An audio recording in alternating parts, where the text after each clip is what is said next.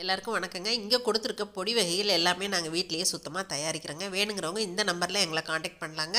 உடனுக்குடன் உங்களுக்கு அனுப்பி வைக்கிறோங்க. நன்றிங்க. வெல்கம் டு சர்சு சமையல். மழை நேரம் பனி நேரம் அப்படின்னாவே நம்ம குழந்தைங்களுக்கு வடை பஜ்ஜி இந்த மாதிரிலாம் எப்பயாச்சும் ஒரு நாள் செஞ்சு கொடுப்போங்க. உளுந்தம் பருப்பு போடுவோம், நம்ம கடலைப்பருப்பு போடுவோம், பாசிப்பருப்பில் கூட செய்யலாம். நான் இன்னைக்கு கொஞ்சம் வித்தியாசமாக தட்டைப்பருப்புங்க. இந்த தட்டைப்பருப்பு அப்படிங்கிறது வந்து தட்டைப்பயிர் இருக்கு இல்லைங்களா, காராமணியிலேருந்து கிடைக்கிறது தான் நமக்கு தட்டைப்பருப்புங்க. இது வந்து எல்லா டிபார்ட்மெண்ட் ஸ்டோர்லேயுமே கிடைக்கும், மளிகை கடையில் கூட வச்சுருப்பாங்க. இந்த மாதிரி இருக்குங்க தட்டைப்பருப்பு. அந்த தோலெல்லாம் எடுத்துட்டு காராமணியிலேருந்து கிடைக்கிறது தாங்க தட்டைப்பருப்பு. ஊர்லாம் வந்து கிராமத்தில் வந்து இதை அடிக்கடி செய்வாங்க, வடை செய்வாங்க, போண்டா செய்வாங்க. நான் இன்னைக்கு எங்கள் வீட்டில் ஈவினிங் ஸ்நாக்ஸாக இன்னைக்கு இந்த தட்டைப்பருப்பு போண்டா தாங்க செய்ய போகிறேன். இது எப்படி செய்யறதுன்னு பார்க்கலாங்க. இது ஒரு 2லேருந்து 3 மணி நேரம் நம்ம ஊற வச்சுக்கலாம். நல்லா ஊறுற வரைக்கும் நல்லா பொது மாவு ஆகுங்க. அதனால் நம்ம ஊற வச்சுட்டு தான் செய்யணும். அதே மாதிரி இதை நம்ம கொஞ்சமாக போடும்போது நம்ம மிக்சியில் அரைச்சும் செய்யலாங்க. வாங்க இப்போ இதை எப்படி செய்கிறது பார்க்கலாம். கிச்சனுக்குள்ளே போகலாம். பாருங்கள், அந்த காராமணி தட்டைப்பயிரில் இருக்க தோல்லாம் எடுத்து தட்டைப்பருப்பு இப்படி தாங்க இருக்கும். இப்போ இதோட நம்ம எதுவுமே மிக்ஸ் பண்ண வேண்டாங்க. வெறும் இந்த தட்டைப்பருப்பு மட்டுமே ஊற வச்சு நம்ம வடையோ போண்டாவோ செய்யலாங்க. இப்போது நான் இந்த டம்ளருக்கு 1 டம்ளர் அளவுக்கு தட்டைப்பருப்பு ஊற போடுறேங்க. இப்போ தண்ணி ஊற்றி நம்ம வச்சிடலாம். தண்ணி ஊற்றிட்டு நல்லா ஊறினதுக்கப்புறமா நம்ம களைஞ்சிக்கலாங்க. இது ஒரு 2 மணி நேரம், 1.5 மணி நேரத்துலேருந்து 2 மணி நேரம் ஊறினா போதுமானதுங்க. இப்போ இது நல்லா ஊறட்டுங்க. அதுக்கப்புறமா நம்ம களைஞ்சிட்டு மிக்சியில் அரைச்சிக்கலாங்க. இப்போது நம்மளோட தட்டைப்பருப்பு போண்டாவுக்கு நம்ம ஊற வச்சது நல்லா ஊறிடுச்சுங்க. நான் இந்த காஞ்ச மிளகாயும் கூடவே தண்ணியில் போட்டுட்டு ஊற வச்சுட்டேங்க. அப்போ தான் நல்லா அரைப்படும். நீங்கள் 1 அல்லது 2 எடுத்துக்கலாங்க. நான் இன்றைக்கி 1 எடுத்திருக்கேன். கூட கொஞ்சம் பச்சை மிளகாய் போட்டு பிசைஞ்சிக்கலாம். இப்போ இதை மிக்சி ஜாரில் நம்ம சேர்த்துடலாங்க. இப்போது நான் நல்லா களைஞ்சி வச்சுருந்த தட்டைப்பருப்பை இப்போ மிக்சி ஜாரில் சேர்த்துட்டேங்க. இப்போ இதுலேயே கொஞ்சம் உப்பு சேர்த்துக்கலாம். ஒரே ஒரு மிளகாய் ஊற வச்சுருந்தேன் இல்லைங்களா, இதையும் சேர்த்துக்கலாம்.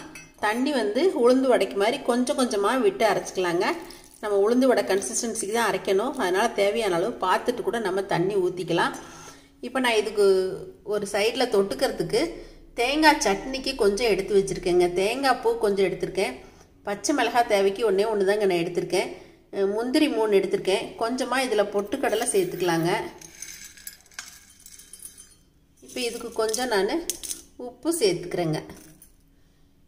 இப்போ இதையும் நான் அரைச்சிட்டு வந்துடுறேங்க. இப்போ இதையும் நான் அரைச்சிட்டு வந்துடுறேங்க. இந்த தேங்காய் சட்னி அரைக்கிறதுக்கு நான் ஒரு சின்ன துண்டு இஞ்சியும் சேர்த்துக்கிறேங்க.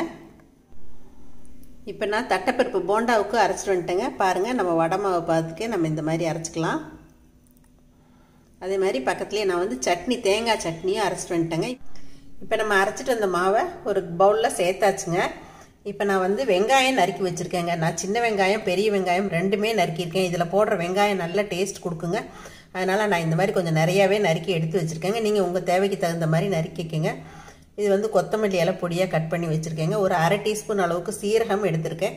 கொஞ்சம் கருவேப்பிலையும் கிள்ளி இந்த மாதிரி எடுத்து வச்சுருக்கேங்க. ஒரே ஒரு பச்சை மிளகாய் பொடியாக நறுக்கி எடுத்து வச்சுருக்கேங்க. இப்போ இது எல்லாத்தையுமே நம்ம இதில் சேர்த்துடலாங்க.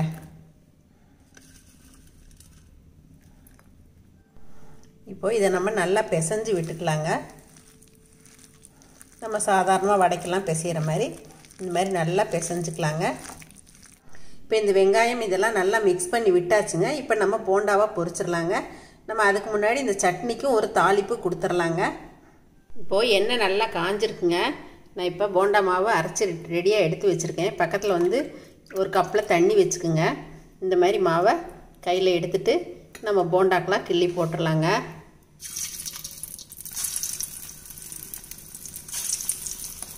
உங்களுக்கு எந்த சைஸ் வேணுமோ அந்த அளவுக்கு நீங்கள் கிள்ளி போட்டுக்கலாங்க. சின்ன சின்னதாக பிடிக்கும்னாலும் நீங்கள் சின்ன சின்னதாக கிள்ளி போட்டுக்கலாங்க. இப்போ பாருங்கள், எண்ணெயிலேருந்து கொஞ்சம் மேலே எழும்பி வர ஆரம்பிச்சிடுச்சு. இந்த ஸ்டேஜில் நம்ம பிரட்டி விட்டுக்கலாங்க. இந்த போண்டா நல்லா மழை நேரத்துக்கெலாம் நல்லா மொறுமொறுப்பாக அருமையாக இருக்குங்க. கொஞ்சம் ரொம்ப நைஸாக அரைச்சிடாமல் கொஞ்சம் கொரப்பாக அரைச்சிக்கணுங்க இதை. இப்போ பாருங்கள், நல்லா செவந்து வந்துருச்சு. இந்த ஸ்டேஜில் நம்ம எண்ணெயிலேருந்து போண்டாக்கில் எடுத்துடலாங்க.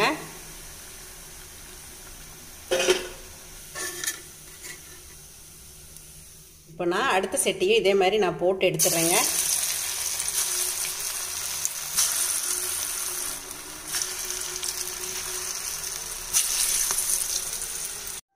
இப்போ பாருங்கள், ஒரே ஒரு போண்டாவை பிச்சு நான் சாப்பிட்டு காட்டுறேன் பாருங்கள்.